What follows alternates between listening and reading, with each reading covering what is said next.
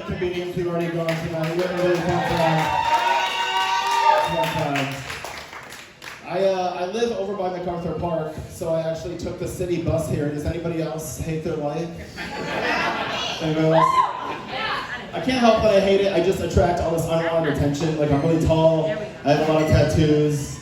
And especially like with the tattoos, there's like two groups of people that either want to talk about them, or they think I've done time and they think I'm only going to kidnap and murder them, which is fun. There's like no middle ground. And that's why I hate when I wear my headphones, because the only people that want to talk about my tattoos lately are crackheads. So I'm like, this is fun. I know they're just going to ask for money eventually, but they always use that as a segue into conversation. I was like, hey man, cool tattoos. Like, what do they mean? Did they hurt? I'm like, yeah, it's a tattoo, it hurts. But you know what hurts worse than getting a tattoo? Explaining them to someone with no teeth for 3 stops. Yeah.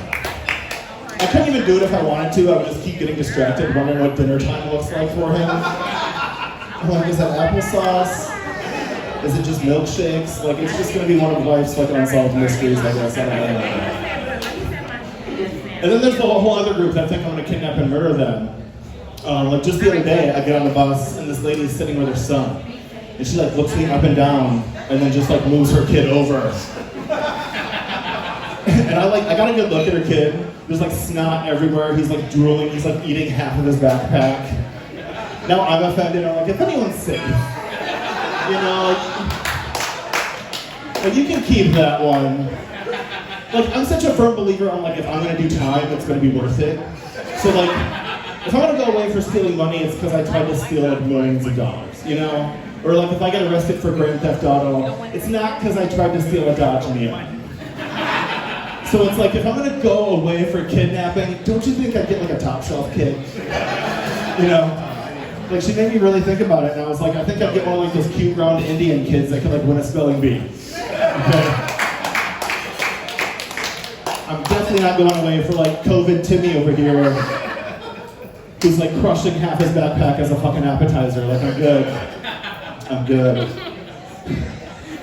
I recently became someone who runs for the bus. I thought that only happened in movies. I just hate how there's no good outcome. Like, you could be running for the bus and miss it, and if anyone sees you, to like play it off like you did it on purpose. Like, that was just for my step, so it's fine.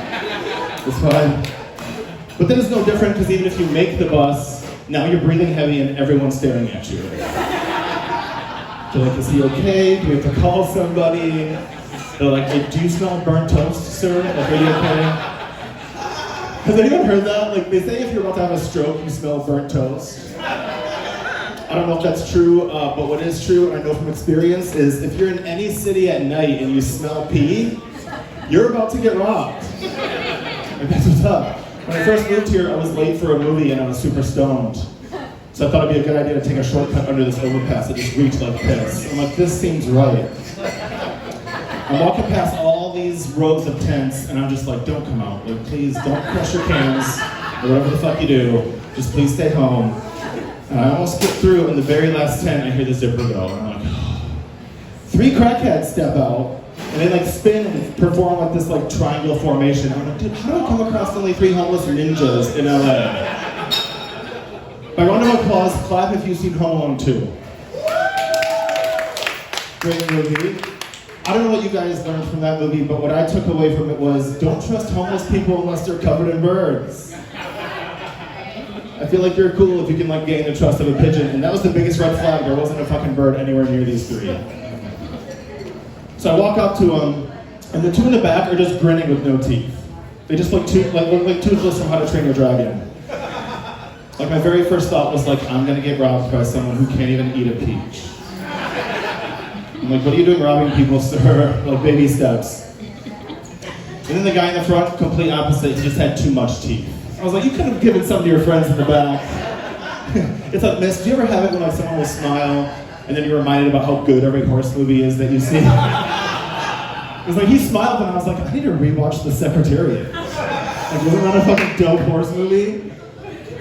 So he does, he smiles, and he's like, you're gonna have to pay a walking toll if you want to come through here. I'm like, okay, you 3 look like trolls. Like, this makes sense, you know, like, let's do this. And I'm also like really good at riddles, so it's like, what has 3 heads and 30 teeth collectively? It's like this situation. And I found myself so I felt bad. I went to tap myself down and I just found like a $5 bill. I'm like, is this gonna be okay? Or do you want me to like go back and get some baby carrots for our friend See This? Hey guys, thank you so much. My name is Chris. I really appreciate it. Thank you.